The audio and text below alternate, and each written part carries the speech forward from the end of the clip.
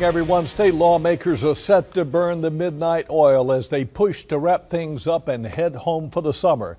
A few important votes had been standing in the way, including a big elections bill. But new at 6, John Camp, live at the legislature, reports that bill just passed in the Senate. John?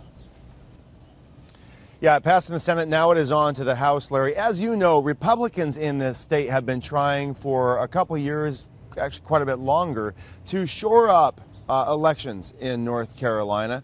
There is quite a bit of criticism that's come down on them for how they are trying to do that in this bill, but they see this as their opportunity, and they are taking it. In the last 2 decades, North Carolina has catapulted from among the states with the lowest voter participation to among the highest. Why? Partly because it's gotten easier to vote with early voting, same-day registration, pre-registration for high schoolers, straight party ticket voting. But each of those things would be cut back or cut out altogether under a bill being debated right now. I counted. There's something like 20 policy changes, small and large, to the election process. Every one of them, except for one, makes it harder or will result in fewer people voting. Senator Josh Stein has been among the most vocal critics of the bill. He says it'll make voting harder for minorities, first-time voters, and seniors. Is it a coincidence that those populations tend to vote more for Democrats? I don't think so.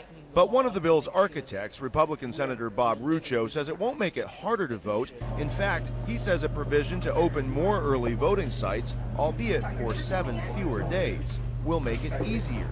So you don't see this as restricting access to Not polls? at all. It actually opens it. You know, if you only have 10 sites and if you make it 17 sites, doesn't that mean more availability? Of course it does. I absolutely disagree with Senator Rucho. This will not create more access. It will create longer lines. However the changes to early voting play out, there are a few other things we know the bill will do. Allow more money to flow into state elections, require a photo ID at the polls, and allow political observers more access to voting sites. For some, it's a long-time dream coming true. For others, it's a nightmare.